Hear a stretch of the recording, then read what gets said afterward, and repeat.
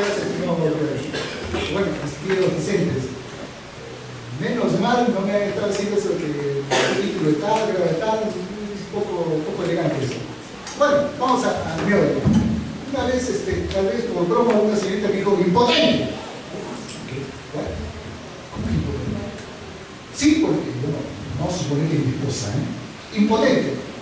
¿Qué tiene? Pues así me quieres. Voy a pedir la anularidad de nuestro matrimonio. Y tiene razón. ¿Saben qué? Si yo soy impotente, es una causa de anularidad del matrimonio. No de nulidad, es cosa distinta. Ahora vamos a ver la diferencia entre nulidad y anularidad. Bueno, lo que han llevado pues acto jurídico, ya que les voy a explicar, porque sabe la diferencia entre nulidad y anularidad en el acto jurídico, artículo 140 y siguiente.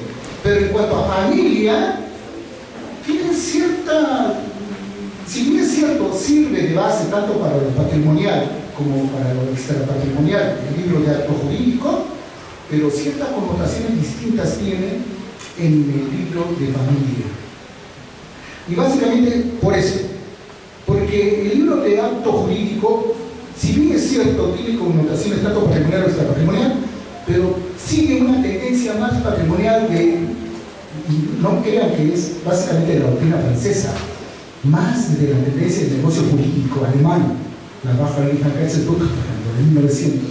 Claro, muy bien enraizada, ha sido muy ensalzada por el Código Civil italiano de 1942. Pero vamos, en cuanto a familia, y este es un concepto bien genérico, arraiga dos instituciones jurídicas. En la Constitución tenemos el artículo 4 y el artículo 4 y el artículo 5 de la Constitución. El primero es la promoción al matrimonio y la segunda es el régimen protector de las uniones de hecho, en el artículo 5 de la Constitución. La familia es un aspecto más genérico y en cuanto a los regímenes, a la institución de matrimonio y de la unión de hecho, es como compararlo analógicamente a lo que es el matrimonio, a la propiedad de los derechos reales, a lo que es la unión de hecho, a la posesión. Porque son uniones de hecho justamente por ello, por uniones de hecho. Vamos a ver acá. Vamos a ver lo que dice en cuanto al artículo 4, siguiendo esa temática del artículo 233 del Código Civil sobre matrimonio. Dice, por ejemplo, en cuanto a manera genérica, primero 233, la regulación jurídica de la familia tiene por finalidad contribuir a su consolidación y fortalecimiento, en armonía con los principios y normas proclamados en la Constitución Política del Perú. Vuelve a decir, artículo 4 y artículo 5.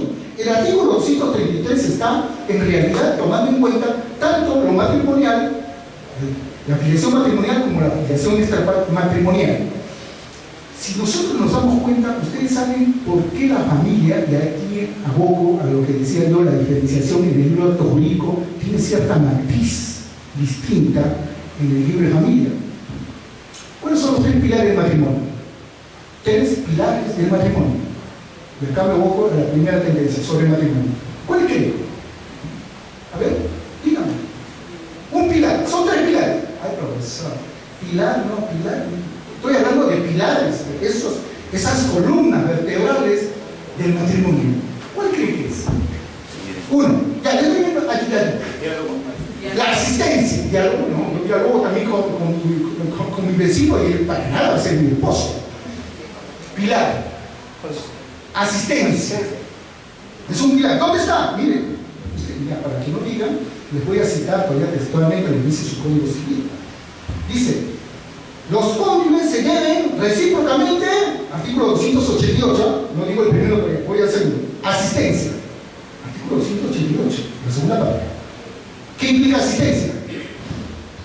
Mi esposa se enferma, yo tengo el deber de asistir porque está enferma. Si está en un estado de incapacidad, tengo el deber de asistirla. Deber, no estoy diciendo obligación, Cuidado, a veces me dicen obligación, es cosa muy distinta. Tengo el deber de asistirla. Uno. Dos. Fidelidad. Bueno, eso sí, porque sus compañeros varones acá me han dicho que son a pie juntillas, siempre están al tanto de este segundo pilar del matrimonio, la fidelidad. Artículo 288, gracias. Y el tercero, si no más importante también, igual que los otros dos, muy bien, gracias, la cohabitación, ¿verdad? La cohabitación, ¿alguien me puede decir por favor la cohabitación y qué significa cohabitar? Porque se lo que no es cohabitar. Hacer vida común. Vivir juntos. Y hacer vida común. Yo soy soltero, vivo con mi perrita y para nada mi esposa. Hacer vida en común. Hacer vida en común. Bueno, yo antes cuando estaba en la universidad viví en las ciencias universitarias y vivía con Gonzalo, mi compañero, y vivíamos juntos y para nada mi esposa. Compartía el hecho. Y bueno, yo también iba a la provincia mía, dormimos en el mismo lecho cuando era estudiante y para nada mi esposa. Chiquitimos. Su amiga cercana. Chiquitimos. Esa es su habitación. Y acá viene lo que estaba primero formulado sobre la impotencia. ¿Qué es la impotencia coendia? Cuidado, no es cualquier impotencia. Es una causal de anulabilidad del matrimonio. La impotencia coendia, no la impotencia general. Porque la impotencia general también tiene que ver con la infertilidad. Y cuando soy infértil, eso no es una causal de anulabilidad. No, es la impotencia absoluta. Es la impotencia coendia. Creo que me están entendiendo a qué me refiero con esa impotencia coendia, ¿no? O sea, para nada cumplo con esas cosas. ¿Se entiende, verdad? Lo que trato de acá de ver es que hay una diferencia entre el matrimonio civil, estoy hablando, y la cohabitación. En el matrimonio civil, por ejemplo, hay impedimentos relativos, impedimentos absolutos, y también hay causales de nulidad y anulabilidad, y también tengo el artículo 333 y siguientes cuando hablo de las causales de separación de hecho, entre varios. En la unión de hecho, protegido por nuestra Constitución, y está plasmado en el artículo 326 de su Código Civil, no detento este marco. ¿No? La verdad es que si es que yo, por ejemplo, estoy en una unión de hecho con una dama libre de impedimentos matrimoniales y estoy en una unión permanente por más de 2 años, seguimos un régimen de comunidad de bienes. Y acá viene la figura también en que ese régimen de comunidad de bienes solamente se ajusta a lo que es sociedad de gananciales, que es una diferencia, O sea, no da otra, y acá hay seguramente distinguidos Vicentes que están haciendo esa diferenciación también. No incluye el régimen de separación de patrimonio para las uniones de hecho. Pero lógicamente por una cuestión de justicia, léase el artículo 8 del título preliminar del Código Civil, ahí estamos hablando en cuanto a la justicia que tiene que ver con el artículo 4 del Código del Decálogo del Abogado, ¿verdad? ¿Se recuerdan de Couture? Couture es este gran doctrinario y jurista uruguayo. Cuando hay una disquisición entre la justicia y la ley, que debemos preferir la justicia, ¿verdad? Vamos acá. ¿Se están dando cuenta que yo no esté abogando por las uniones de hecho? Simplemente no estoy siendo meramente objetivo. Hay nulidades absolutas, nulidades relativas, impedimentos absolutos, impedimentos relativos, especiales en realidad. Hay causales de divorcio, pero en la unión de hecho no lo hay. Es más, el término del vínculo matrimonial se debe a estas figuras. Vamos a abocarnos siquiera a un ejemplo de cada una. Pero en la unión de hecho, la disolución no es porque haber un proceso judicial, para nada. Simplemente le digo a ella, o ella me dice a mí, chao, nos vemos y nos cerramos. Se extinguió ese vínculo extramatrimonial de una unión de hecho.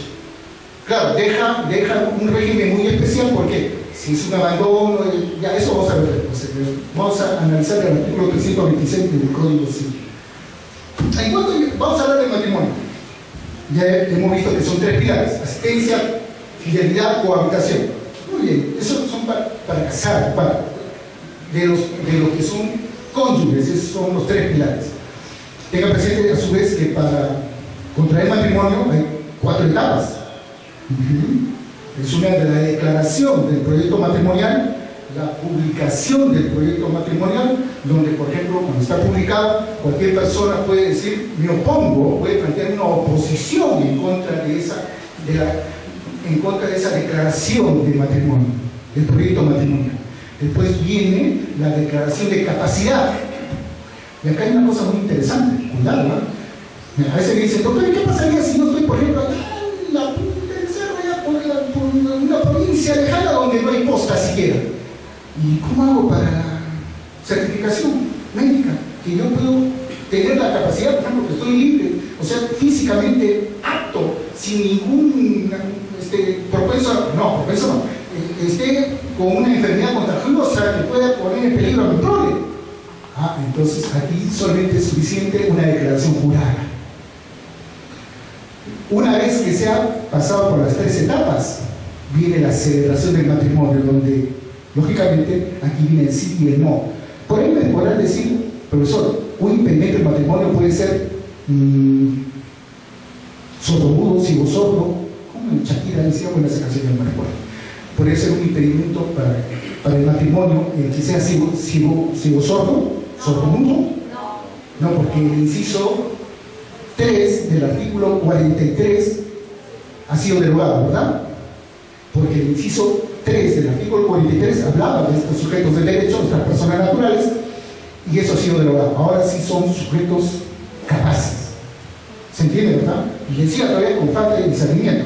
Bueno, en realidad pues hay ciegos-sordos, sordomudos que pueden hacerse manifestar y pueden hacerse entender por sus padres. No hay ningún problema en eso. Vamos a ver, por ejemplo, ¿qué pasaría si yo fallezco y mi esposa, pues a las 2 semanas se conoce con un joven, con una persona, con un varón, no digo otra mujer? El Código Civil y la Constitución habla hombre y mujer. De ahí ya no me salten con polémicas de eso de la unión civil, aunque no la regule. Entonces, si me pregunta, ¿qué pasaría si es que yo fallezco y a las 2 semanas mi esposa se enamora de otro joven, se enamoran ellos y a los 2 meses quieren contraer matrimonio? ¿Pueden o no? No, pues porque es mujer, además tiene que guardar luto. Somos hombres. Pero nosotros podemos casarnos igual. Si mi esposa fallece, yo a las 2 semanas me encuentro una dama muy bella de Tamalosos, ¿me podría casar yo a las 2 semanas? Sí. Claro, porque soy hombre. ¿Cierto? Pero la mujer no. La viuda no. No se puede casar. Tiene que respetar el luto. ¿Cierto? No. Artículo 243. Estos son prohibiciones especiales, ¿sabes? Artículo 243, inciso 3. Dice, no se permite el matrimonio. No estoy diciendo que es nulo, cuidado. No digo que es nulo o anulable. No. No se permite el matrimonio. De, inciso 3, de la viuda. No dice viudo, dice de la viuda. En tanto no transcurran por lo menos 300 días de la muerte de su marido. A propósito, a veces dicen esposo, hay que feo que diga marido, pero te lo cuento, a mí que me echan la culpa. Además, a decir, cuando, por ejemplo, no se dice la mujer dio a luz, no, parió. Ay, qué feo, va a parecer un animalito. No, señor, ahí lo dice. El hecho de parto es la prueba de la maternidad, por ejemplo. Ya, bueno, eso lo dice. ¿Por qué creen? ¿Por qué creen? Por la presunción paternis. Paternis. Porque, ¿qué pasa? Porque se supone que la norma establece que todos los hijos nacidos dentro del matrimonio se reputan como marido. ¿Y qué pasaría si yo fallecí y a los 2 meses mi esposa contrae matrimonio y a los 3 da luz? Se supone que es hijo pues de acá del panteonero, que justamente se conoció a las 2 semanas. Entonces él es el padre por la presunción paternis. Presunción paternis es más, puede haber sido condenada por adúltera y sigue siendo la presunción paternis. ¿Es cierto o no? Sí. Bueno, vamos a hacer esta prohibición especial. Se supone que si han transcurrido 300 días, sí recién puede contraer un nuevo matrimonio. ¿Por qué? Porque ya es poco probable, no es probable porque sea hijo del difunto. Ahora, ¿ustedes creen que las damas contra ella pueden declarar la nulidad del matrimonio? No, ni tampoco la anulabilidad. Lo malo estaría en que si no cumple, hay una excepción también. si es que no podrían justificar, lo que podrían perder, ¿saben qué es? Todas las liberalidades que yo le di en vida a mi esposa, una donación, por ejemplo. Toda esa liberalidad lo pierde. Si fuera el caso, por ejemplo, mis hijos le quisieran hacer una demanda a su madre para que pierda esas liberalidades. Pero hay una excepción. No se sientan mal. ¿Saben por qué? Simplemente ustedes se conocieron como un joven dentro de un mes, se quieren casar, pues el amor es así. Entonces simplemente presentan un certificado para contraer matrimonio que no están embarazadas.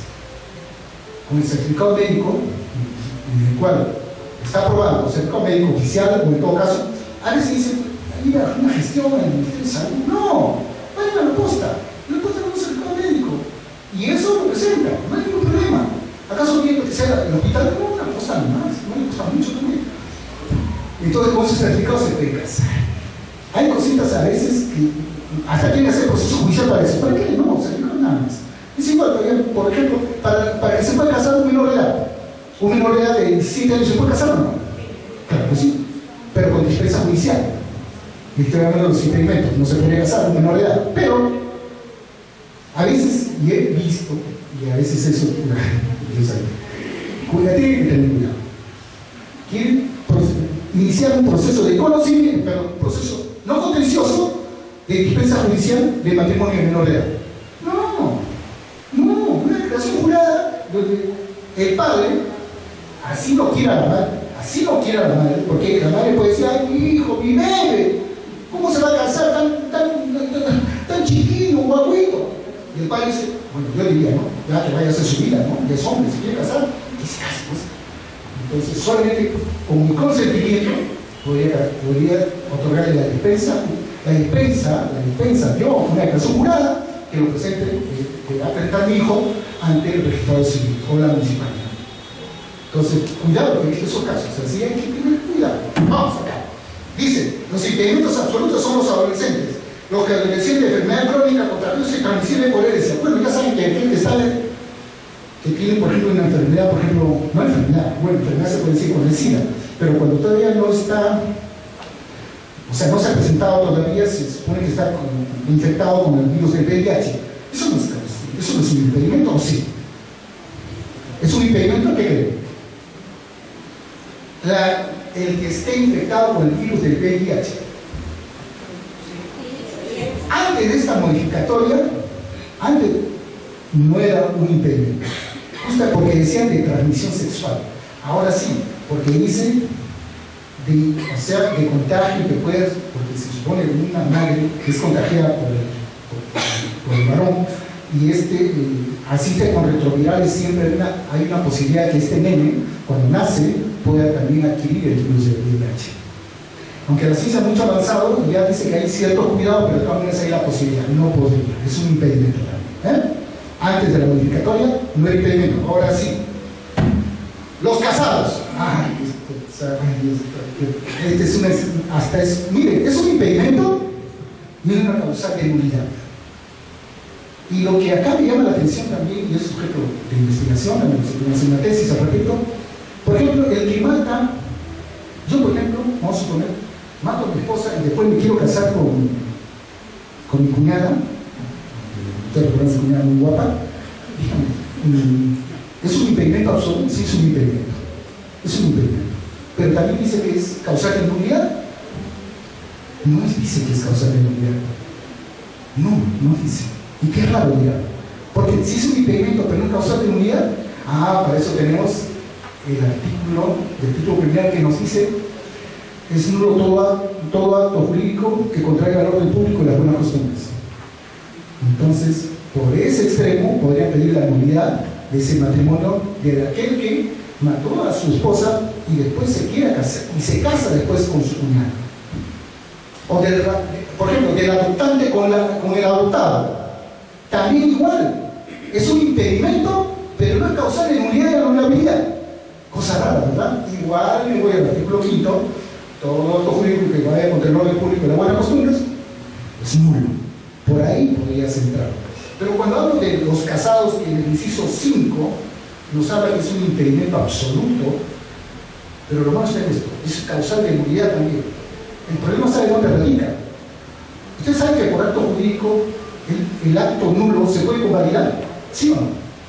El acto nulo, el acto jurídico, ¿se puede convalidar o no? El acto jurídico. O sea, ¿se puede confirmar, sí o no? No, solamente las anulabilidades del acto jurídico por un vicio de la voluntad, error, dolo, violencia, intimidación, se pueden anular, declarar la anulabilidad. Pero en el caso de las nulidades no se pueden confirmar. Son nulos de derecho, no tienen vigencia, no hay efecto jurídico. Bueno, un efecto jurídico puede ser, por ejemplo, si es que hay una consecuencia, por ejemplo, en el caso de familia, si hay hijos, pues hay el derecho a alimentos. ¿Qué pasaría con el matrimonio del casado? Bueno, te voy a decir, me están grabando, se tengo que decir la verdad. Yo hace 30 años me casé con una dama carmeña. Estuve viviendo con ella un año nada más. De ahí me vine, después de un año de estar casado, me vine a Lima y ya estoy viviendo con una dama 29 años. 29 años. ¿Qué tal si me caso con ella? ¿Qué tal si me caso con ella? Ya me casé, vamos a suponer, ya me casé hace 5 años. ¿Es nulo ese matrimonio? El segundo, ¿verdad? Ya. Y les voy a decir otra cosa. Hace 15 años me casé en Arequipa, mi segundo matrimonio. Este es el tercero, con una dama de 19 años. Luego, hace 30 años, en Tacna, mi primer matrimonio. Hace 15 años, en Arequipa, mi segundo matrimonio. Hace 5 años, aquí en Lima, mi tercer matrimonio.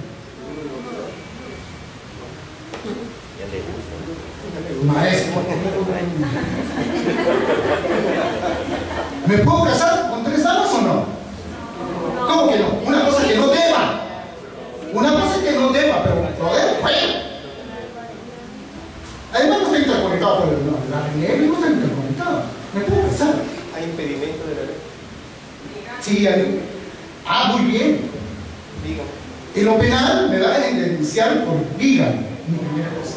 Y como dice el compañero, también es nulo esos 2 matrimonios, el de Arequipa hace 15 años y hace 5 años el de Lima, ¿verdad? O sea, la ampliación matrimonial en el segundo matrimonio y el tercer matrimonio son nulos y queda válido el primer matrimonio. ¿Y cuántas sociedades gananciales hay? 1, 2 o 3 sociedades gananciales. 1. 3 con la nueva ley. Artículo 325. Lo voy a citar porque a veces me están como Lázaro, ay no, mejor lo digo, 325. A ver, dice. No, mejor a ver, ¿quién me ayuda? Dame un número, estimado. 4. 1, 2, 3. ¿Quién está bien despierto? Por favor, ¿me puede ayudar? Ya, usted 4. Porque puede decir, ah, no, pero eso está diciendo así, ya es mentirita, no. Pero sí lo dice. Bueno.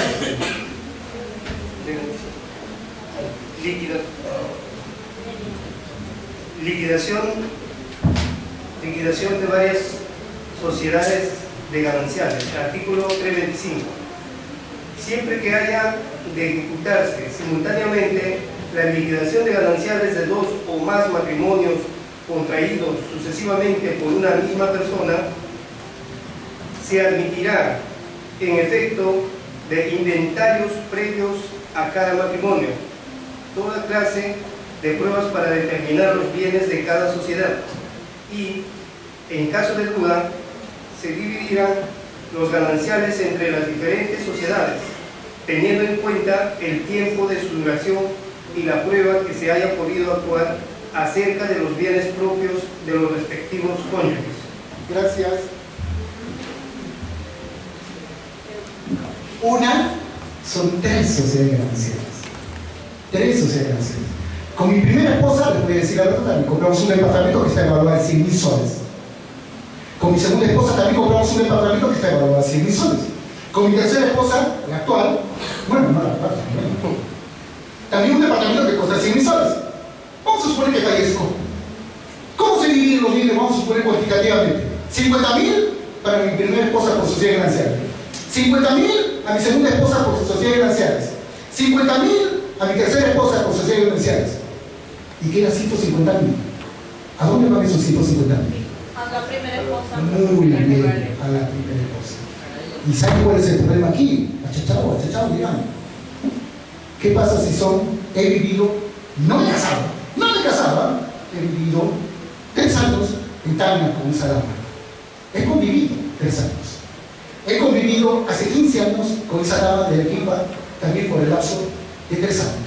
Estoy conviviendo con esta dama por el lapso de 3 años. Igualito, porque vamos departamento. Y a mi nombre, ¿cómo debe ser el hombre? Tiene que tener su nombre.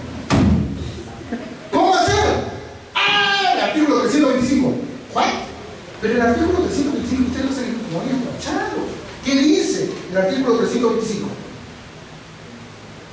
De 2 o más matrimonios. Y aquí estoy hablando de unión de hecho. ¿Se acuerdan? Dije que no me he casado. ¿Cómo hacer? Ser 3 uniones de hecho que en su momento han tenido bienes patrimoniales. No confundir la afiliación matrimonial, los 2 subsiguientes son nulos, pero es la afiliación matrimonial. Estoy hablando de sociedades gananciales cuando hablé de matrimonio. Ahora hablo de la unión de hecho. Son 3 uniones de hecho, tuvieron 3, la temporalidad más de 2 años. E igual, era libre, estoy soltero, viví con él y hago lo que quiero. ¿Qué hacemos con esos 3 bienes? ¿Cómo los divido? Si dice acá el artículo 325 de 2 o más matrimonios, ¿también seguirá el régimen de sociedades gananciales o no? Bajo el espectro del 325. ¿Qué creen? Díganme, sí, con toda confianza, por favor. En cuanto a las sociedades gananciales, sí. Y vuelvo a hablar de un artículo muy interesante. Vuelvo a hablar del título preliminar. Que sí me comprometo.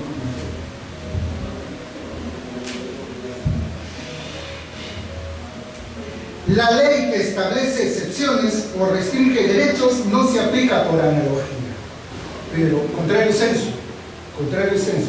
Si no es una excepción y no restringe derechos, se puede aplicar por analogía.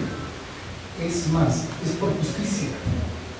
Claro, dirá, pero el 325 habla de matrimonios, no habla de la familia, por ejemplo. ¿Y por qué no? ¿Y saben qué? Coadyuvando a ello, les voy a decir qué ha sucedido con una sentencia. Si bien es cierto, no es vinculante, pero sí es un precedente judicial. Díganme una cosita, por favor. Denme otro número, por favor. 8. 8. Estimado, díganme. ¿La sentencia consentida de un juez de paz es un precedente judicial? ¿Sí o no? Sí. Muy bien. Todas las resoluciones todavía no estamos hablando de sentencias, sea juzgado de paz letrado, ¿no? Un juzgado especializado, ¿no? local, supremo, etcétera, son precedentes judiciales. Otra cosa es que sean vinculantes. Los vinculantes, sí hablamos, por ejemplo, los plenarios. Y hablamos también del Tribunal Constitucional cuando es vinculante. Cuidado, que los plenarios sí dice, por ejemplo, en el caso, voy a hacer un paréntesis, por ejemplo. Algo muy conocido, que tuvo mucha discusión, que en su momento también critiqué. Y voy a tocar ese tema también, porque hay un precedente judicial sobre la posesión precaria, artículo 911. Y voy a hablar sobre una casación al respecto. Díganme, estimados, ¿qué dice al final de ese plenario, del cuarto plenario del 2012 en Ucayali? Dice que todos los jueces de los ACUO y los AQUEM están obligados a aplicar lo que dice este plenario. Es más, dice, no pueden declarar la improcedencia de las demandas por posesión precaria, salvo motivos justificados. Están obligados a declarar la fundabilidad o infundabilidad de las pretensiones de posesión precaria. Ojo, estoy diciendo que a su vez dice es responsabilidad de las judicaturas. ¿Qué pasaría si un juez declara improcedente mi demanda de posesión precaria, de desalojo por posesión precaria? Proceso abreviado. Aparte que le inserto ante el OCMA, en el proceso abreviado no hay una demanda cuya pretensión es, a ver si se recuerdan, contra un juez. Una demanda. Responsabilidad civil. Claro, por ahí me van a estar discutiendo si qué es pasible o no es pasible. Sí es pasible, ¿verdad? Pero lo que les digo es esto. Esos son precedentes judiciales vinculantes. Este no lo es, pero esto va a coadyuvar a lo que les estoy comentando en cuanto a la aplicación a las uniones de hecho, el artículo 325. Hay una sentencia del juzgado especializado civil de la Corte Superior de Justicia de Cajamarca. Claro, lógicamente allá no hay juzgado, sala civil especializada en familia. Es un, si se quiere, una sala mixta, pero es así, juzgado especializado civil de la Corte Superior de Justicia de Cajamarca. Esto ha sido dado el año pasado, prescrito. ¿Qué dice? La unión de hecho puede determinarse tomando en cuenta otros medios probatorios, tales como fotos, viaje de pareja o testimoniales. No, ¿cómo es eso? Se trataba de una demanda entablada por la conviviente de un adulto mayor contra sus sucesores, la vieja falleció, el adulto mayor, a efecto de que se reconociera su convivencia como pareja durante 4 años, la cual configuraba una unión de hecho. En su contra, una de las demandadas alegó que la demandante vivió en el mismo domicilio que su causante, pero no como pareja, sino que solo fue la encargada de su cuidado. Este argumento fue descartado debido a las fotografías en las que se observaba a la demandante y al premuerto departiendo alegremente y en actitudes cariñosas. Ya lo voy a cuidar con mis alumnas, ¿sabes? Se alegó además que aquellos viajaron desde Cajamarca hasta Chimbote con el fin de apadrinar a una menor de edad. También que, por ejemplo, habían compartido el domicilio como acepta la propia demandada. Y existían numerosos testimonios que corroboraban la convivencia.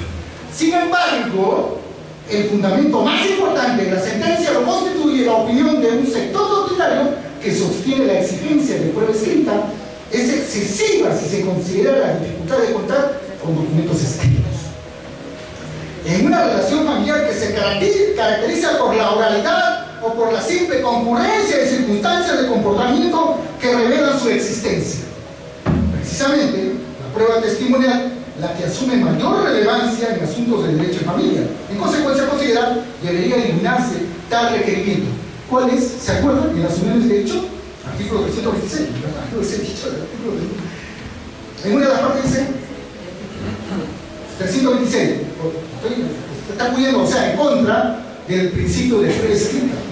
Mejor lo digo textualmente. La unión de hecho voluntariamente realizada y mantenida por un varón y una mujer, libres de impedimento matrimonial, para alcanzar finalidades y cumplir deberes semejantes a los del matrimonio, origina una sociedad de bienes que se sujeta al régimen de sociedad de gananciales, en cuanto le fuera aplicable, siempre que dicha unión haya durado por lo menos 2 años. Eso lo sabemos. La posesión constante del Estado a partir de fecha aproximada puede probarse con cualquiera de los medios admitidos por la ley procesal. Son 5, ¿verdad? No hay necesidad de decir, ¿no? Pero son 5. Siempre, acá hay una cosa, siempre que exista un principio de prueba escrita. ¿Qué dice este precedente judicial? La sala civil comparte y considera adecuada dicha posición aplicada al caso concreto. ¿Por qué lo estoy diciendo fuerte? Ahorita vamos a ver. De esta manera, concluye que la convivencia se encuentra acreditada y por lo tanto declara fundar la demanda de reconocimiento de unión de hecho, determinándose una unión de hecho de 4 años y medio. Prevaleció las fotos y las testimoniales porque dice que en este caso, siendo de derecho de familia, cobra mayor relevancia en realidad las testimoniales. Yo sé que a alguno le está saliendo canas. ¿Por qué? Porque va a resultar que mi padre, mañana más tarde, es una persona de edad, va a ser asistida por una señora, una señorita, y después se va a tomar fotos muy cariñosas, y como mi padre es un poco galante, a él no le importa de la ley de acoso sexual. Le van a tomar fotos, van a ser padrinos de un nene, Y la gente va a decir, mi novia, mi padre como muy galante, y ella también le va a decir, mi novio. Ya somos hijos, estamos viviendo juntos, estamos enamorados. Fallece mi padre y la señora que le cuidaba, o la señorita que le cuidaba, va a poder iniciar la demanda en contra de la sucesión para efecto que se reconozca la unión de hecho.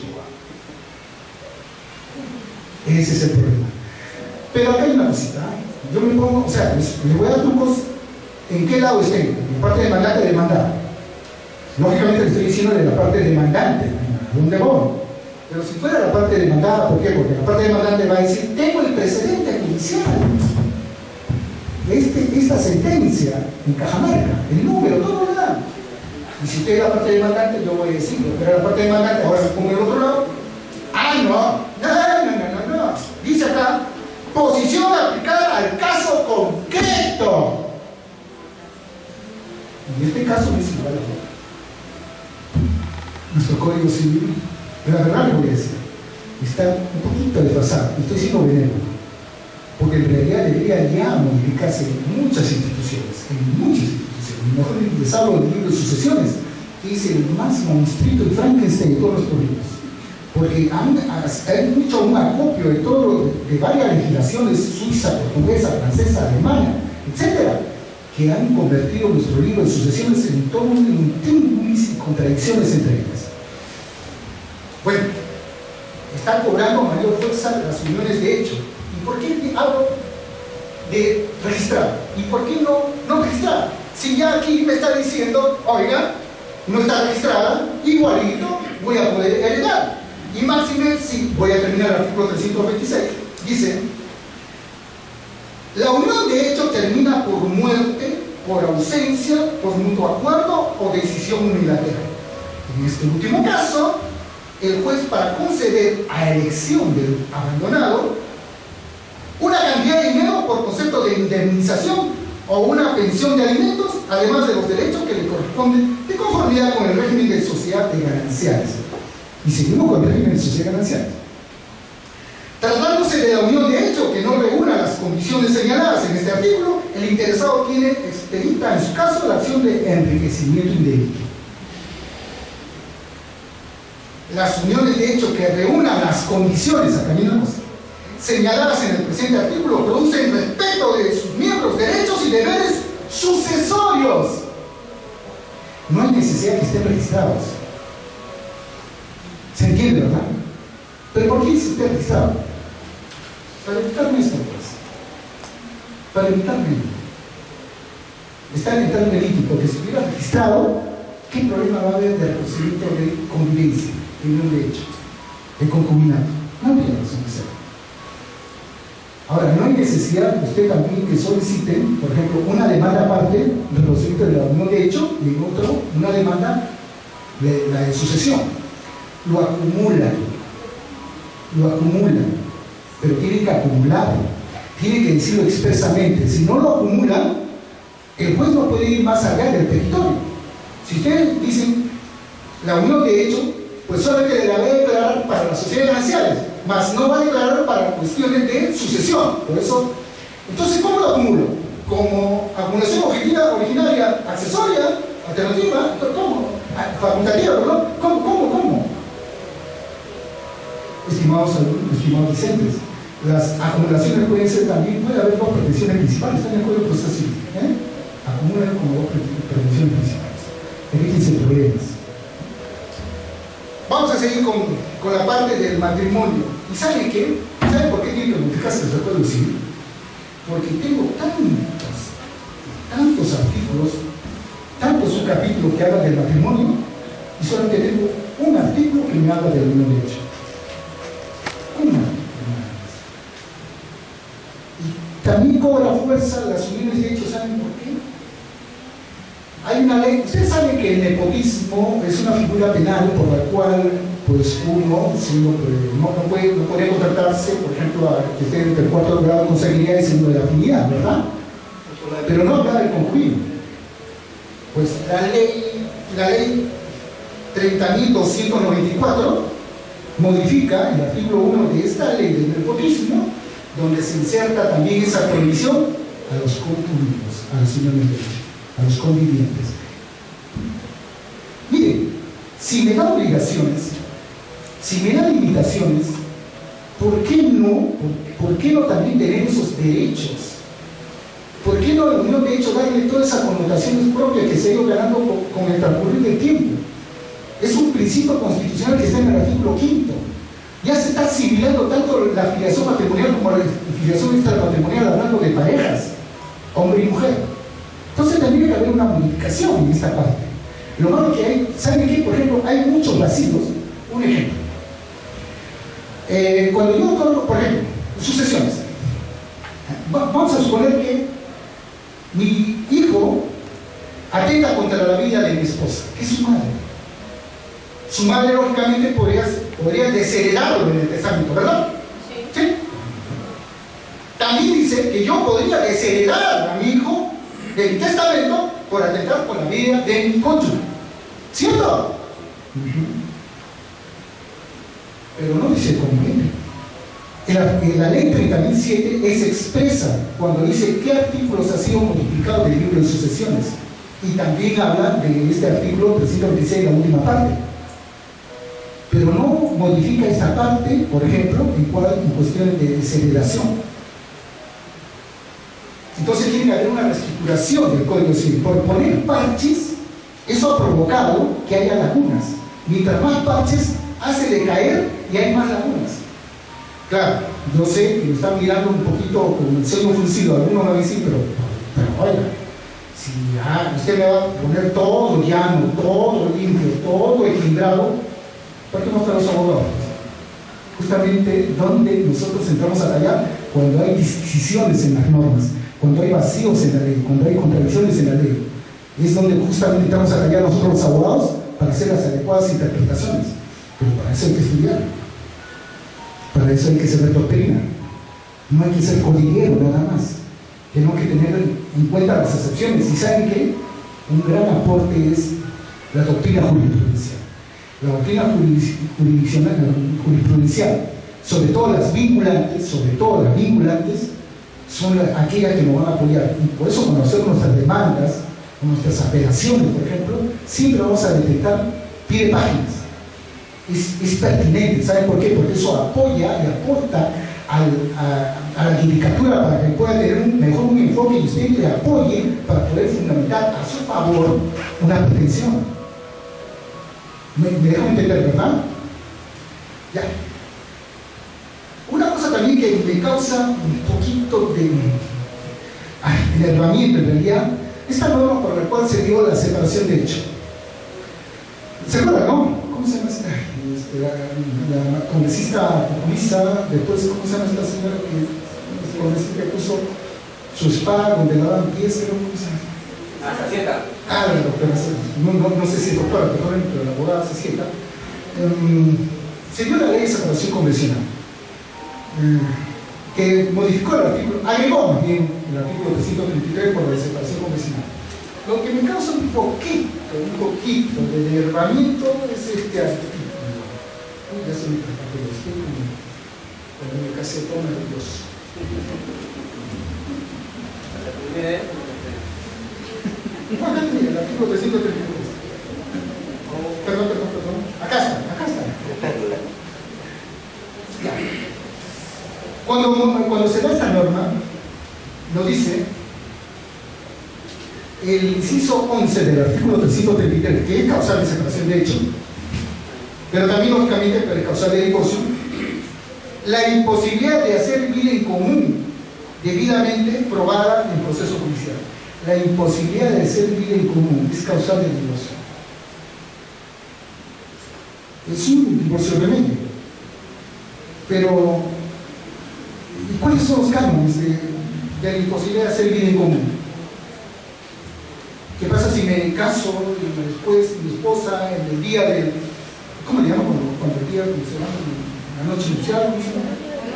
La luna de miel. Bueno, pero esa noche.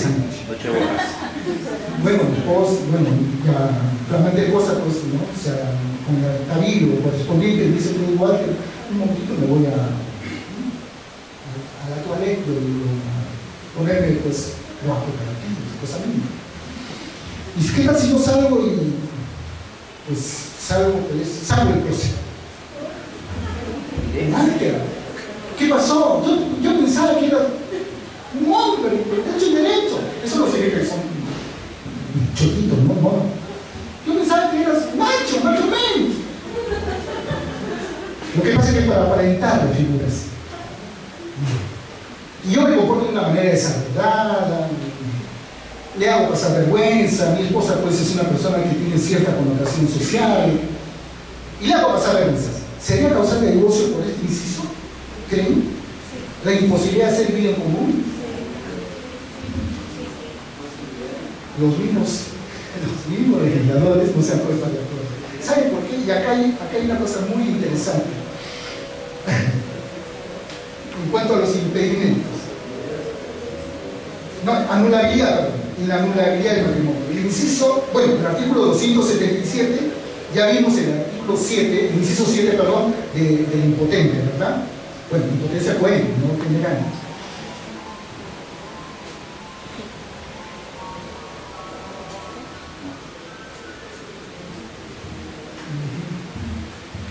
Cuando me habla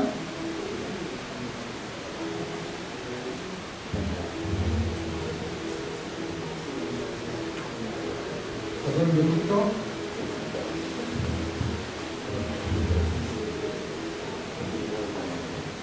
Dice, en el inciso cuarto del artículo 277, estoy dando de otro caso, por ejemplo, de imposibilidad de ser bien común, ¿qué pasaría, dice acá, de quien no se halla en pleno ejercicio de sus facultades mentales por una causa pasajera? De quien lo contrae, en el inciso 5, de quien lo contrae por error sobre la identidad física del otro contrayente.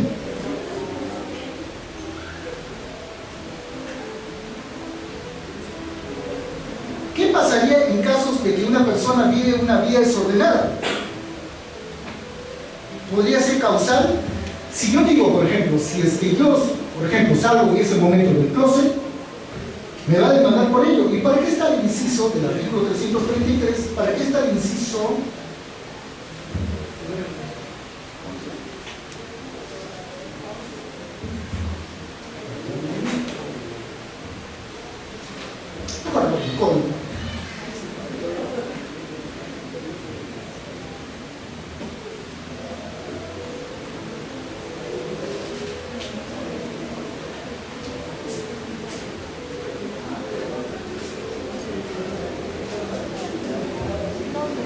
El inciso 9, la homosexualidad sobreviviente al matrimonio.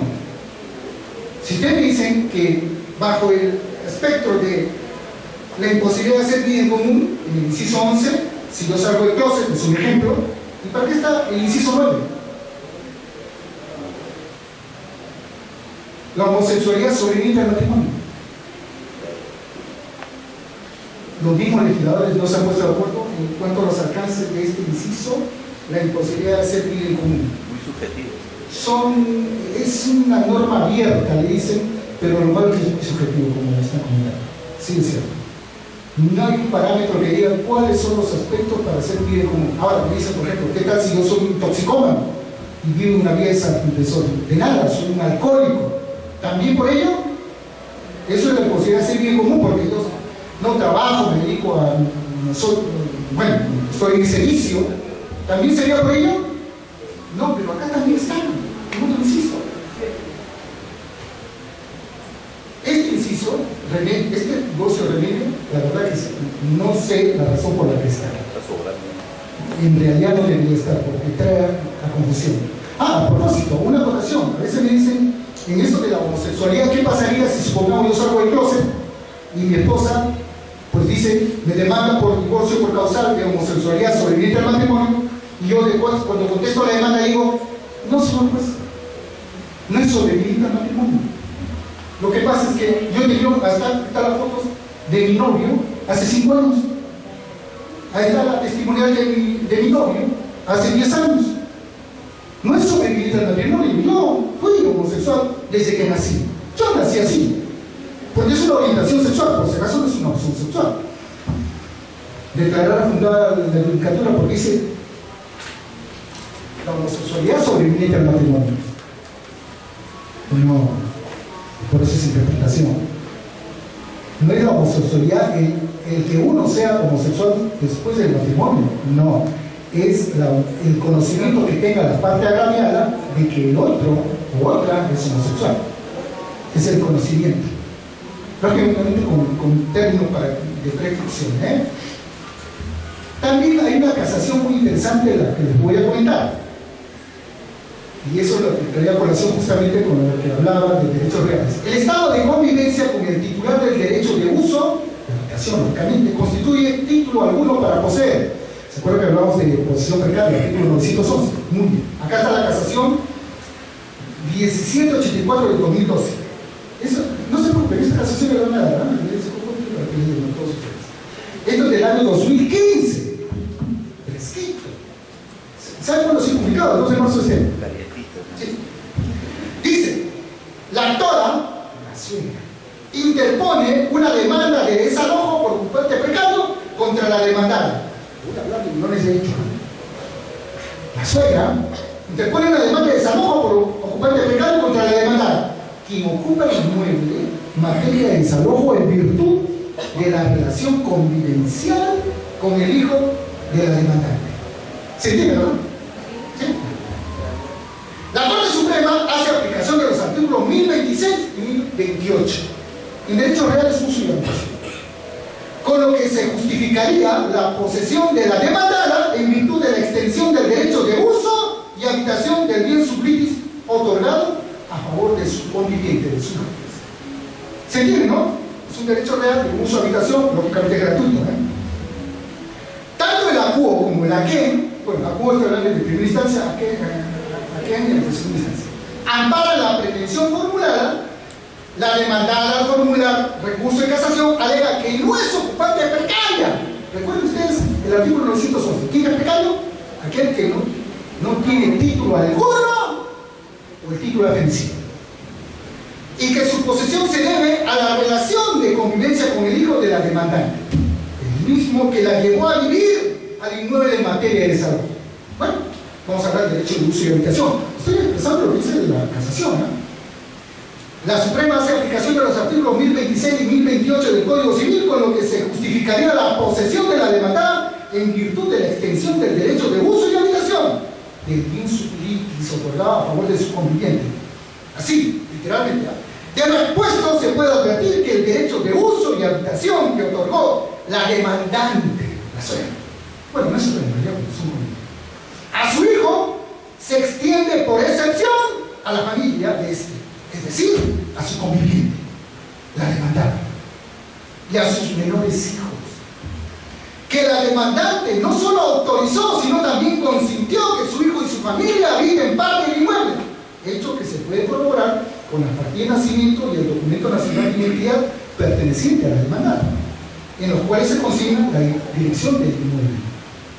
La Suprema enfatizó que siendo el bien sublitis poseída no solo por la demandada, sino también por el hijo del autor y sus nietos, no resulta viable pretender solo desalojar a uno de ellos, más aún, y como bien señala la demandada, si mantiene una relación de convivencia, viviendo en el inmueble con el hijo de la demandante. Además, pretender ello originaría quebrar la unidad familiar que nuestra Constitución vigente protege. Mire qué fuerza más le dan a la convivencia. ¿Saben qué la verdad? Estoy pensando que no casamos.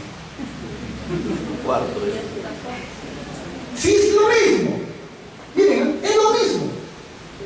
Es más, voy a registrar, claro, muchos no lo hacen, no registran, cuesta 700, 800 soles el trámite, va a notaría, registros personales.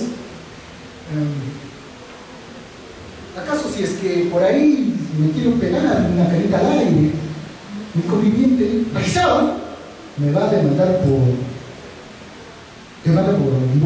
divorcio por causal de adulterio? No. Y si, por ejemplo, en Tabalosos, que pienso ir, también me encuentro con una dama y registro. No, que ya no se puede, porque ahora sí tengo interconectado registro público así, ni habla. Pero vamos a suponer que no estuviera registrado. No estoy interconectado, pues. también registro mi convivencia. ¿Qué? ¿Me va a denunciar por bígamo?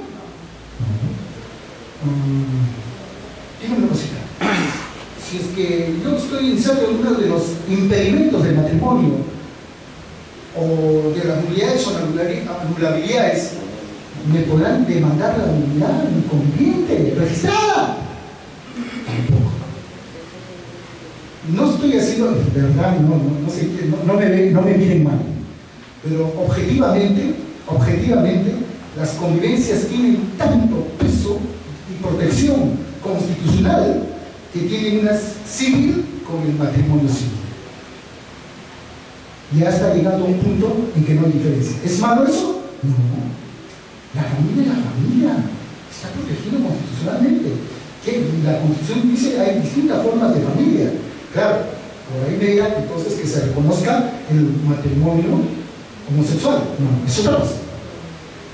La Constitución dice hombre y mujer. El Código Civil dice hombre, varón y mujer. Y no es a menos que haya una modificación.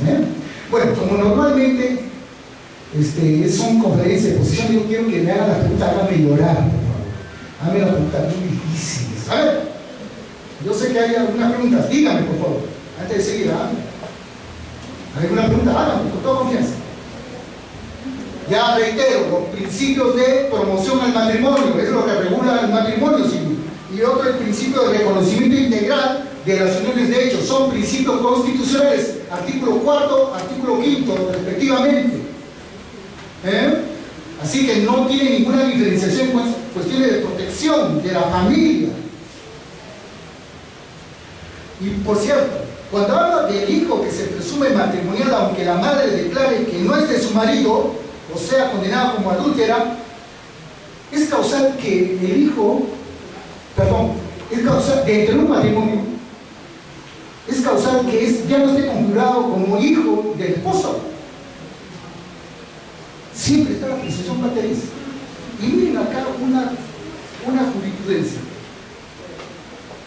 La Corte Suprema de Justicia determinó que en los casos de impugnación de paternidad, el juez debe interpretar la norma contenida en el artículo 395 del Código Civil. Ahorita vamos a hablar sobre el artículo 395. Irrevocabilidad del reconocimiento, en concordancia con lo dispuesto en el artículo 2, inciso 1 de la Constitución, derecho de identidad.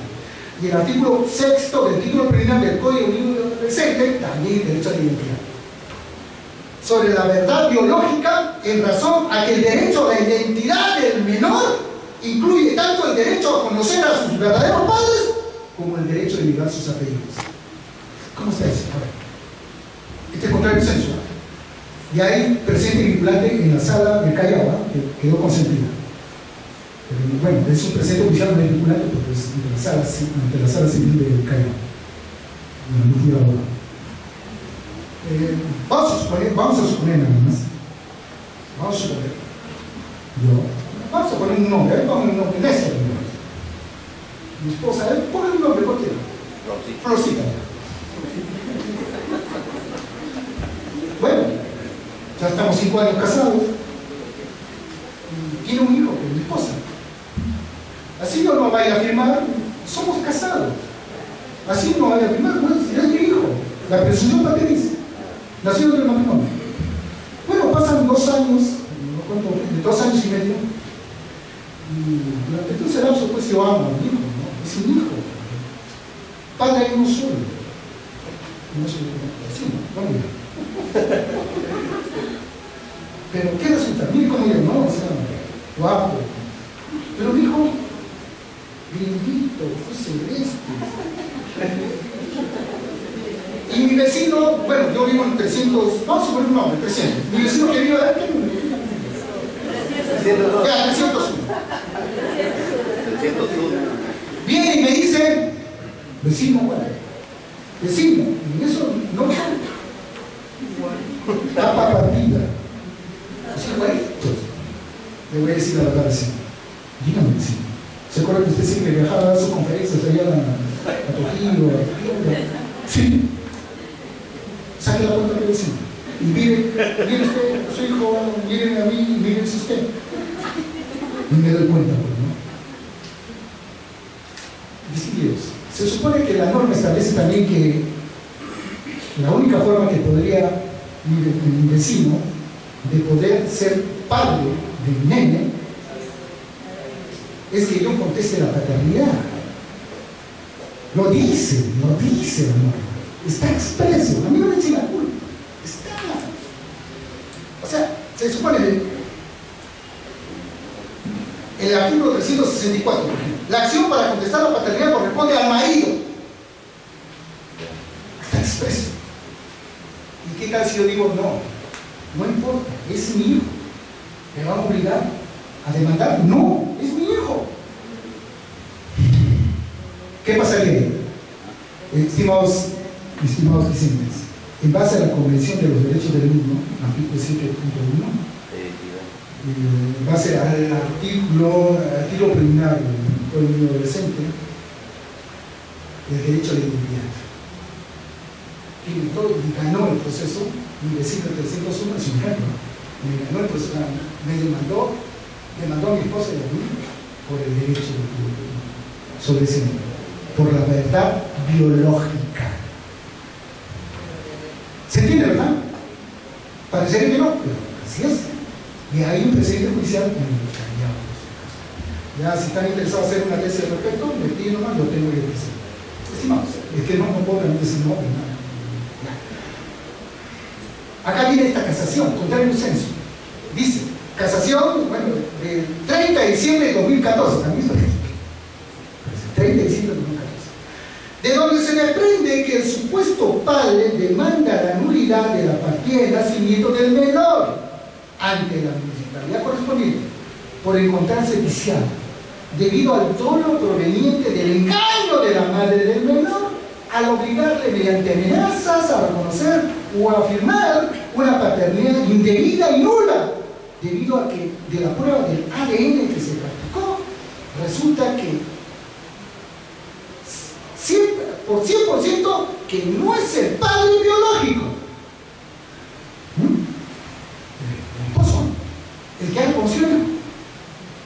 Así fuera también el esposo igualito, si no toma el reconocimiento.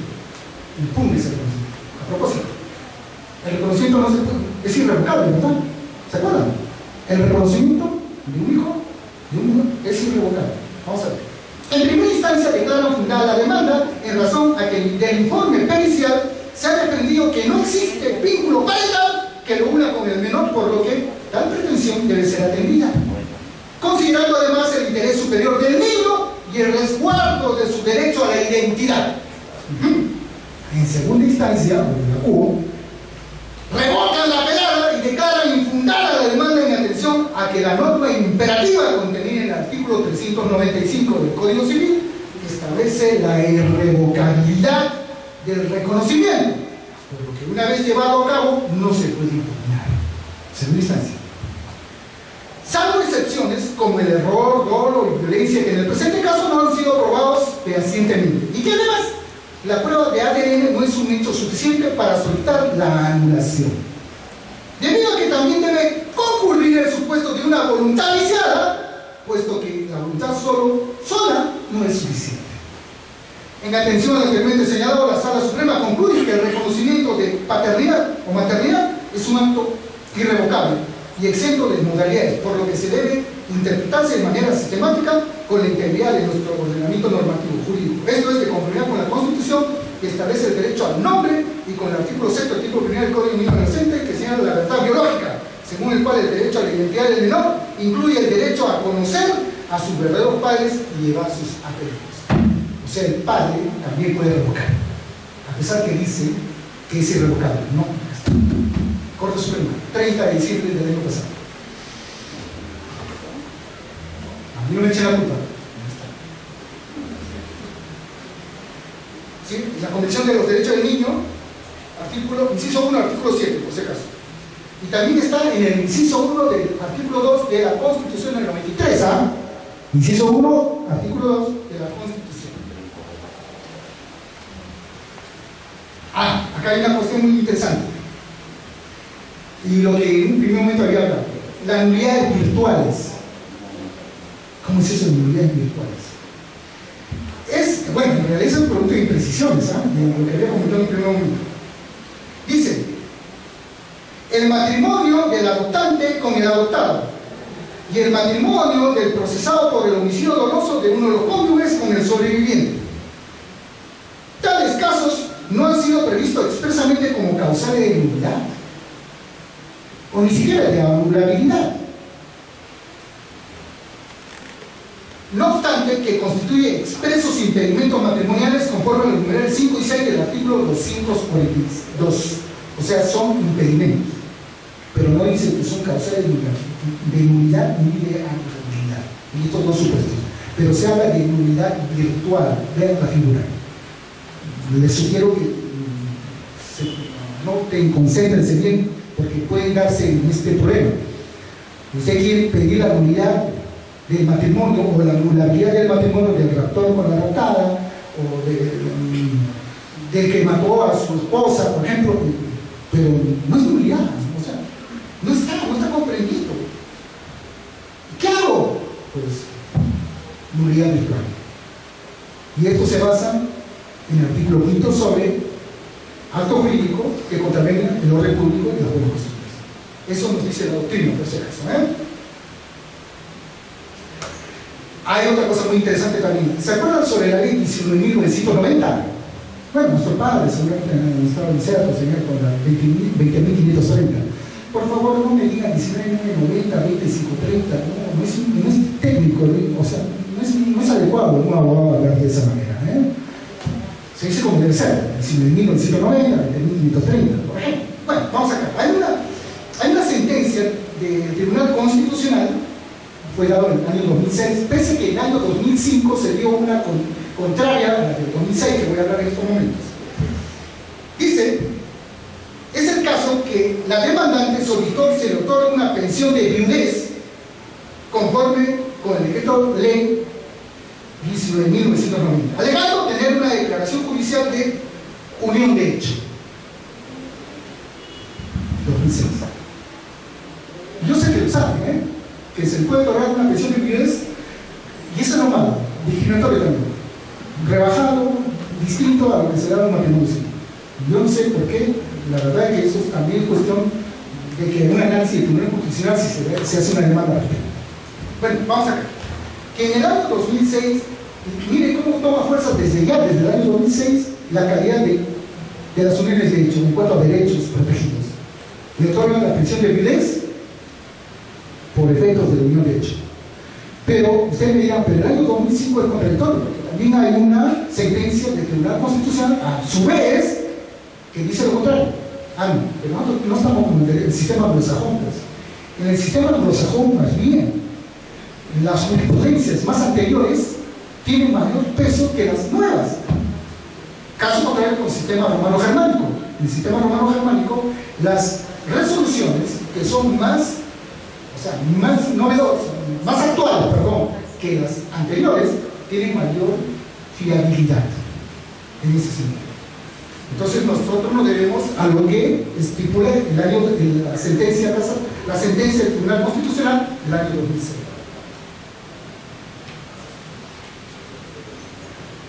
Distinguidos alumnos, yo sé que hay un reserva por ahí, están mirando sobre que no se supone que se sujeta a las sociedades gananciales las convivencias. En realidad habla en la norma, el artículo 326, sobre la comunidad de bienes. Es por ello que se dice que mayoritariamente el sector doctrinario en el Perú establece que, como dice comunidad de bienes, bajo el régimen de sociedades gananciales, no puede hablar de separación de patrimonios. O sea, los convivientes no pueden variar la separación de patrimonios. Y por eso cuando yo le decía convivencia registrada, ¿por qué? Porque si está registrada, ¿cuál es el impedimento para que la separación de patrimonios de esa unión de hecho, de ese Estado, siendo una comunidad de bienes y solamente las sociedades gananciales, cuál es el agravio? Que dentro de ese registro personal, donde está la unión de hecho, donde está registrada la unión de hecho, en concubinato, ¿por qué no variarlo de esa comunidad de bienes sujeto a sociedades gananciales? ¿Por qué no variarlo Separación de patrimonios. El sector propietario, en mayoría, en el Perú, dice que no se puede. ¿Por qué?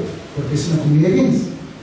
Y solamente da pie, solamente da pie a la sociedad financiera. Porque lo dice expresamente la norma. Estoy en desacuerdo con esta posición. Ya unos eminentes juristas, en realidad, un fiscal superior, acá hay una institución que está haciendo una investigación sobre ello, también Barsi, muy conocido por nosotros en el ámbito de derecho de familia, derecho genético también, que están en esa posición, que también, si es que no hay un agravio, o sea, no hay un agravio, ¿por qué no también ampliar, si estamos en un régimen constitucional amparado a las sociedades financieras, perdón, en las uniones de hecho, ¿por qué no darles también opción para detentar no solamente la sociedad financiera, también sino el régimen de sociedad de separación de patrimonios? ¿Por qué no? ¿Alguna pregunta, Said? Con todo gusto, Claro, me dirán ahí, pero hogar de hecho, dice la norma. Sí, hogar de hecho, por eso dice la sinonimia. Así como para la propiedad es el matrimonio, también la unión de hecho es a la posesión. Porque igual, la posesión es ejercicio de hecho y también es un hogar de hecho con valor de convivencia, pero ambos están protegidos constitucionalmente.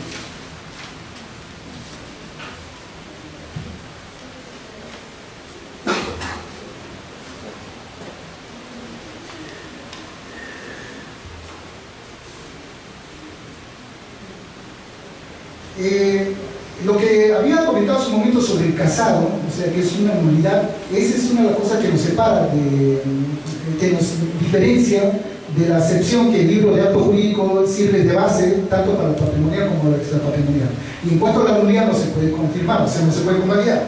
Pero cuando hablamos del casado, expresamente dice, no obstante, si el primer cónyuge del bígamo ha muerto, o si el primer matrimonio ha sido invalidado o disuelto por divorcio, solo el segundo cónyuge del bígamo puede demandar la invalidación siempre que hubiese actuado de buena fe.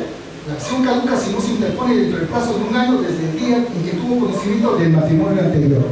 Ergo, de nulidad se convirtió a anulabilidad. Recuerdo que, les hago recordar que es nulo el matrimonio del casado. Es nulo. Aparte que es un impedimento. Y si es nulo, no se puede convalidar. Pero acá nos está hablando que si deja pasar un año, una vez que ha fallecido la primera esposa, o ha sido declarado nulo el primer matrimonio, se puede convalidar si es que una vez de conocimiento de la agraviada, de la segunda esposa, deja pasar un año, se convalida y queda firme el segundo matrimonio. Pero son dos condiciones: que la primera esposa haya fallecido y que la segunda esposa sea de buena fe. Ahí se puede convalidar. Ya me estoy mirando que mato a mi esposa, mata. Se supone que es un impedimento, ¿no? Me queda ser condenado por todos.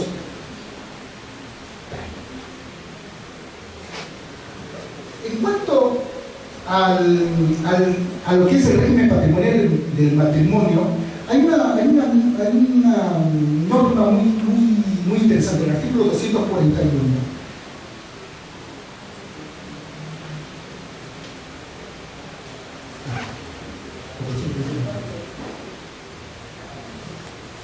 Le voy a decir textualmente, ¿no?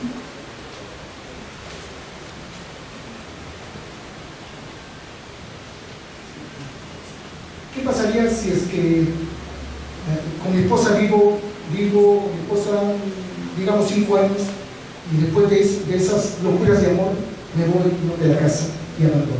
Mi esposa lógicamente me va a poner una denuncia por abandono de hogar ante la delegación policial y sacas una copia certificada. Digo una cosa, después de 20 años vuelvo, lógicamente cuando me fui, cuando yo me fui, cuando me abandoné el hogar, dejamos una empresa que era de los dos, bueno, era un bien social en realidad. ¿Por qué? Porque lo elegimos durante el matrimonio. Es una empresa que está evaluada en $100.000. Yo la abandono y me voy por 20 años. Digo una cosita, ¿qué tal si vuelvo después de esos 20 años? ¿Qué pasaría en ese caso? ¿Qué pasaría si vuelvo después de 20 años bienes. Miren, ¿no? Yo le he abandonado a mi esposa, yo puedo pedir el matrimonio por causar separación de derechos, ¿sí o no? Yo la abandoné. Hace 20 años he vuelto y quiero el divorcio. ¿Puedo demandar a mi esposa por separación de derechos? Ese divorcio remedio opta para que, así sea por acción propia, se puede demandar la separación de derechos. Es la ley que modificó el artículo 333 de la señora Sacieta y la señora Coculiza, que impulsaron bien. Lo que les digo es, bueno, ¿qué dice expresamente? A ver, por favor, si me ayudan, su código está mal pasado. Por favor. Liquidación de gananciales. Acá voy a entender. Liquidación de gananciales, por favor.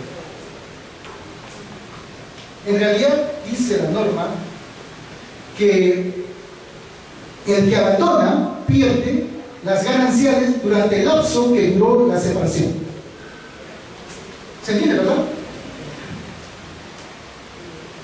¿Se entiende? Pierde las gananciales durante el lapso que duró la separación. Si nos ajustamos a este artículo, se supone que si yo me fui dejando una empresa de $100.000, ¿qué pasaría después de 20 años si ahora vale 100 millones? Perdón, 1 millón. 100.000 y ahora vale $1 millón. 100.000 soles y ahora vale $1 millón. ¿Cómo se liquida? ¿Cuánto me dan a mí que estoy demandando a mi esposa? En realidad 50.000, porque dice la norma que pierdo las gananciales durante el lapso que duró la separación. El abandono, perdón. Expresamente dice la norma, ¿no?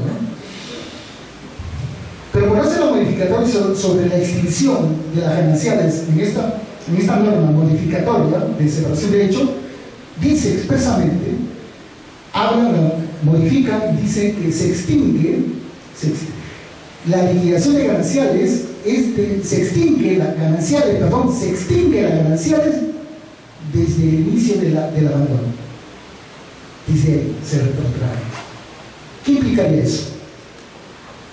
Miren, haciendo una interpretación, dice, se extingue las sociedades gananciales desde el momento de la separación. ¿Se acuerdan cuando valía $100.000? $100.000 soles, ¿verdad? Ya, muy bien, me fui. Y ahora vale $1 millón. ¿Cuánto me corresponde? Dice que se extingue la gananciales desde el momento de la separación. Comento.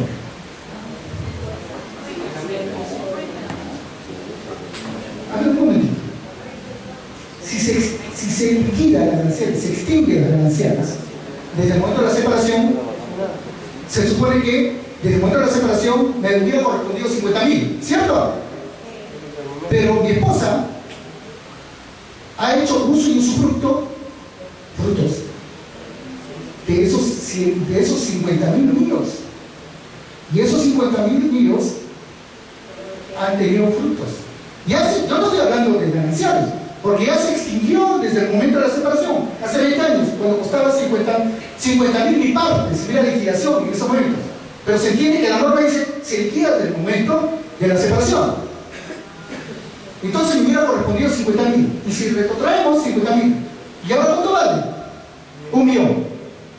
¿Cuánto voy a tener? $1 millón.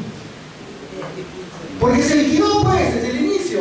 Y mi esposa ha estado usufructuando, ya habiéndose liquidado las gananciales, porque desde ahí se liquidó las gananciales desde el momento de hace 20 años, y ella está usando mis 50.000, y eso ha crecido hasta $medio millón. Yo pido $1 medio millón.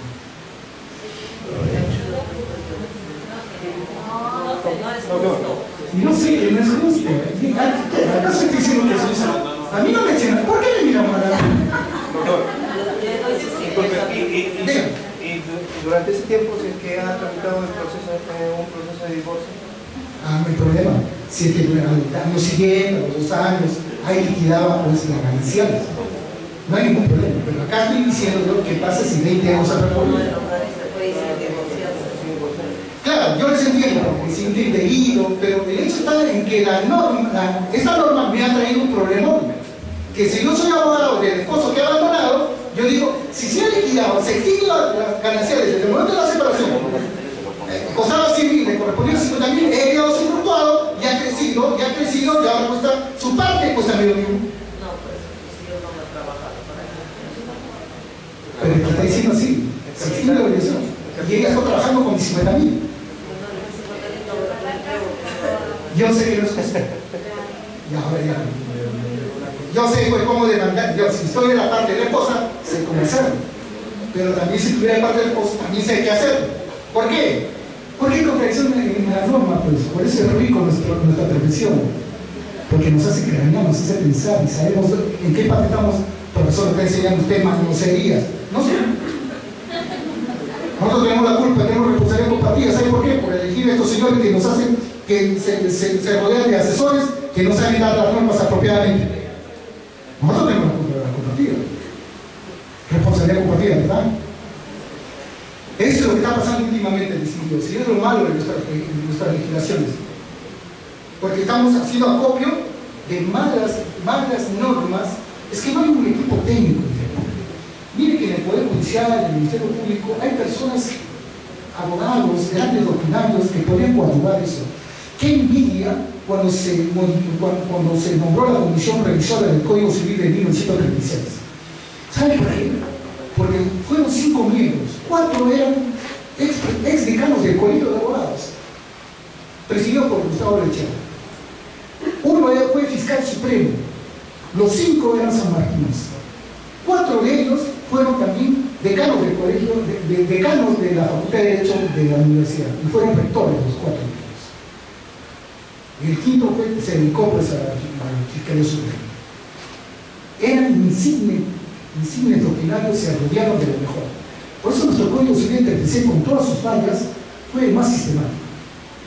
Es más, a veces lo vapulean a Olechera, el presidente de la comisión, porque lo trataban de muy afrancesado. Y es por eso que cuando en el momento los asesores le decían, doctor, pero ahora la moda, entre comillas, es el negocio jurídico de la baja Mejan Buch. ¿Se acuerdan, no? El alemán. De 1900 está de moda, ya no el acto jurídico, no está desfasado. Ahora pues el negocio jurídico que tiene 3 subespecies. ¿Cuál es la primera? Acto jurídico. El acto jurídico, perdón, que el acto jurídico era el género. La especie es el negocio jurídico, o sea, los actos negociables, los actos no negociables y los actos ilícitos. O sea, es el género, es el acto jurídico, pero no como el francés. ¿Y saben por qué le daban el afrancesado mal? Porque le dijeron en un momento, doctor, es que ahora se habla de negocio jurídico. ¿Cómo se llama en Francia? Bueno, acte de justifié, pues acto jurídico. Pero ¿saben qué? Si ustedes notan el Código Civil del 36, acto jurídico no era un libro base como tenemos en el 84.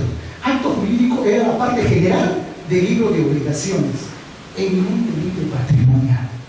Y era acepción del Código Civil alemán, sobre todo del italiano y del Código Civil brasileño del 2012. Ojo, está entrando en vigencia ya, si no está promulgado el nuevo Código Procesal Civil de Brasil. El nuevo código, ¿saben qué? Hubo una conferencia hace pocos meses, una conferencia internacional sobre derecho procesal civil. El Código Procesal Civil, el derecho adjetivo civil brasileño, es eminentemente cooperativo, para nada inquisitivo como nuestro Código Procesal Civil. Nuestro Código Procesal Civil es eminentemente inquisitivo. ¡No, profesor! ¿Qué? El Código Procesal Civil, ¿cómo que es? Hablar del Código Procesal Penal, ¿no? Inquisitivo, ¿saben por qué? Y hasta Canelo hace mea culpa. Nosotros hemos dado muchos poderes al juez civil. Y el juez civil se ha hecho un todopoderoso que no da opción a que las partes puedan, pues, velar por sus propios intereses de la mejor manera. O sea, no tiene un carácter dispositivo como tenía el Código de Procedimientos Civiles. Que por cierto, el Código de Procedimientos Civiles no es que esté abogado por él. El Código de Procedimientos Civiles en su momento era totalmente dispositivo y eso es un grave error. Nada de ultranza, pues. Lo malo está en que cuando se dio el Código Procesal Civil en el año 93, cuando la comisión después comenzó a discutir, y es más, no me dejan mentir, el doctor Canelo seguro que me está escuchando, hablar, dijo él mismo, Yo tal vez fui el único que dije en ese momento, no estaremos dando muchos poderes o empoderando mucho a los jueces civiles. Y toda la comisión al unísono dijo, pero no hay problema, nosotros vamos a capacitar a nuestros jueces, ellos van a ser muy democráticos, ellos van a ser un juez del nuevo milenio. Lo malo es que la realidad nos ha dicho otra cosa. Y el Código Procesal Civil brasileño va a ser un gran referente en Latinoamérica, porque es más cooperativo en realidad, no es inquisitivo, es más, si se quiere, dispositivo del Código Procesal Civil. Distinguidos, ¿saben qué? Me causa mucha pena a veces cuando yo escucho decir que aquel que gana el proceso es aquel que es más hábil y audaz. ¿Quién lo hará? Pero siempre con ética, siempre honesto. Y a veces su maestro, yo sé que le dan ejemplos de vida. Yo sé que sus profesores también se comportan éticamente.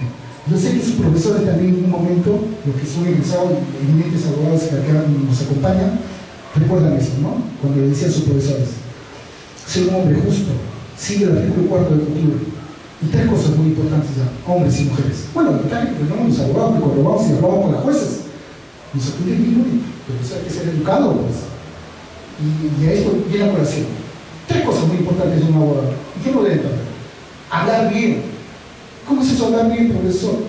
Yo soy medio modelocito. Aquí sí que me interesa. Hablar bien con fluidez, con conocimiento. Siempre expresarse ante la judicatura o ante sus pares. Díganse ver a verde ustedes en el momento en la sala, cuando están en confrontación, pero una vez que sale, no están mirando de mala cara. No, doctora, sí, doctora. Decía, doctora. No son doctores también, pero es una costumbre que tenemos. Escribir bien. No me dan como pues parabulando yo en mi Facebook, en mi Twitter. Te quiero mucho, profesor, te cuento. Bueno, es una costumbre de estos sistemas de comunicación. No, hablo de escribir bien, amor con H.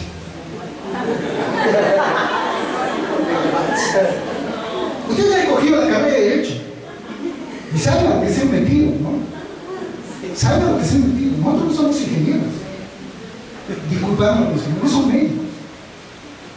Nuestro bagaje, nuestra principal arma de nosotros es eso, estos dos primeros que he dicho: el hablar bien, el escribir bien y sobre todo, escribir bien. Presencia, porque nosotros no somos abogados. Estamos obligados. Un ingeniero tiene su casco y su jean. Nosotros tenemos nuestros ternos. Profesor, no tengo la línea 140.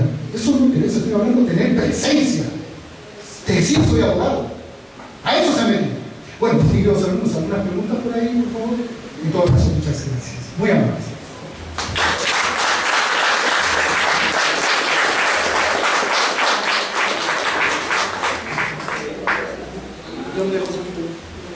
Van a dar copias.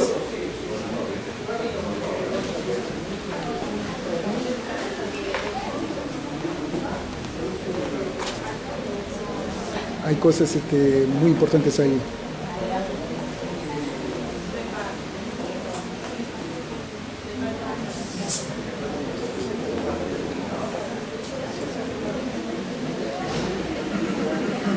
¿Cómo mide el código? ¿Se acuerdan que el hombre decía, el esposo, si la mujer no le hacía caso al esposo, la mujer podía quedar depositada en la comisaría? ¿Sí? ¿No, estimados?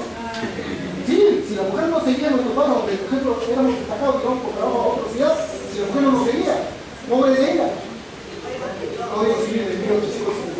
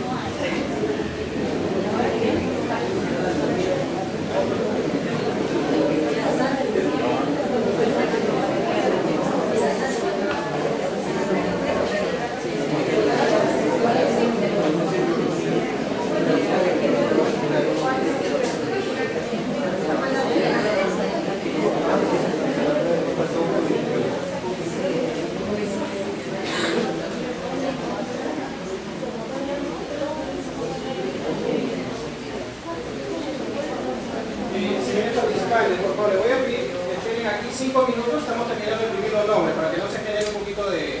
Ya, por favor. No, es que llegar y imprimir a la vez 5 minutos de tiempo. Pásalo por favor.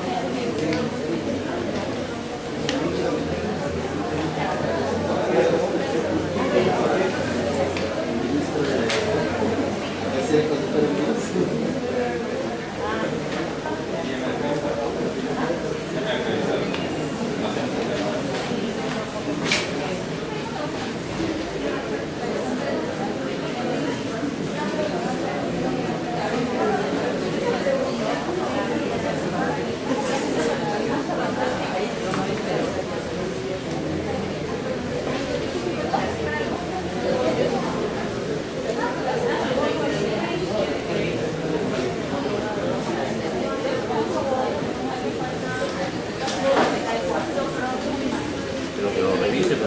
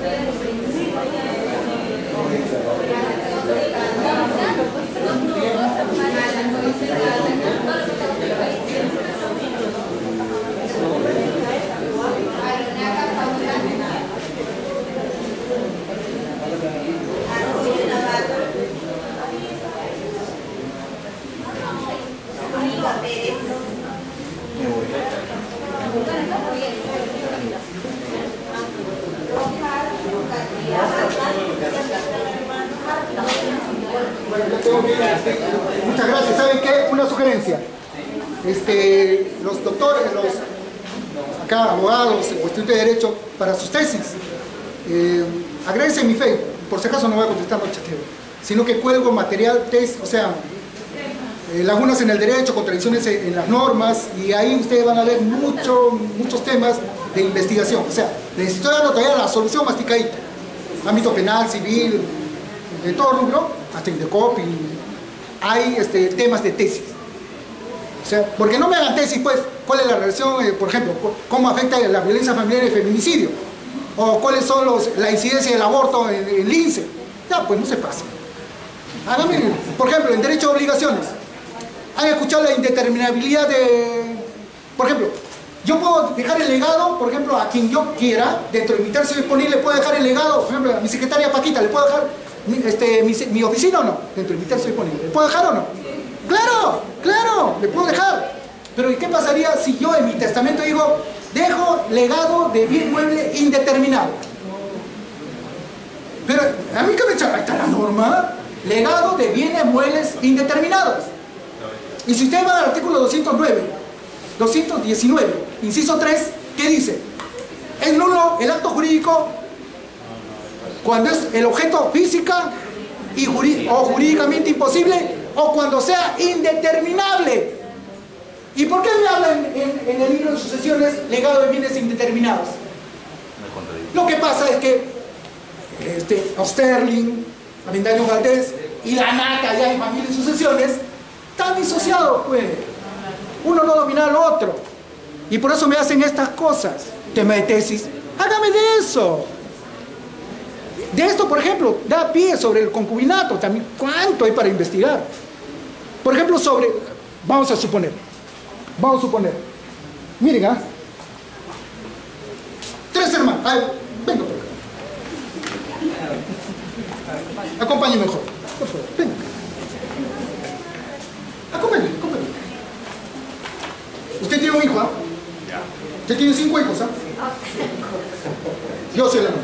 Vamos a suponer que tengo mucho dinero, $1 millón en el banco. No tenemos padres, ¿ah? No tenemos hijos, ¿ah? Yo no tengo hijos, perdón. Usted tiene un hijo, usted tiene 5. Vamos a suponer, fallece mi hermano. Somos los únicos que estamos vivos, ¿ah? Fallece mi hermano. Ay, qué pena. Después del año, fallezco yo. Este es el único caso de representación colateral. Representación. Mi sobrino, o sea, yo cuando fallezco, mi sobrino sube y se pone en el lugar de él. ¿Cuánto recibe mi sobrino? $500,000. Tengo $1 millón. No hay cargas, no hay obligación. $500,000, ¿verdad? Su hijo, usted ya falleció. ¿Usted cuánto recibe? Tiene 5 hijos. Dígame una cosa. ¿Qué tal si renuncia? Pasa para el niño todo. ¿Todo? No, tiene 5 hijos. Ah, claro. Por estirpe, se supone por estirpe, reciben por estirpe $500,000. Así renuncia usted. Pero también la norma establece que reciben cuando el mismo nivel. ¿Por qué va a haber estirpe acá si ya subió aquí y cuando él renuncia, mis 5 sobrinos suben? Están en el mismo nivel. Hablamos por cabeza. ¿Cuánto recibe cada uno? Sus 5 hijos menores de edad, ¿cuánto van a recibir? No, el $500,000, el millón se divide entre 6. Pero por rateas. ¡Claro! Porque están igual por cabezas. Han ascendido. Pero hay una contradicción, peligro y sucesiones. Claro que si usted vivo, ¿por qué? Porque sus 5 hijos son menores, por eso renuncia. ¿Quién tiene el usufructo legal? Son 2 usufructos legales. Uno es, por ejemplo, uso de habitación de la cónyuge superviviente y otro, por ejemplo, de sus hijos menores. Tiene el usufructo legal. Puede ser igual que yo, cuando a veces me da vendo algún bien, me voy en febrero a Río de Janeiro para bailar con las rotinas. Pero él lo va a hacer, va a administrar. Las 5 partes, o sea, 5 partes que lo corresponden para él. Es un vacío, o una contradicción. Ahora sí me escapo. Bye bye, estimado.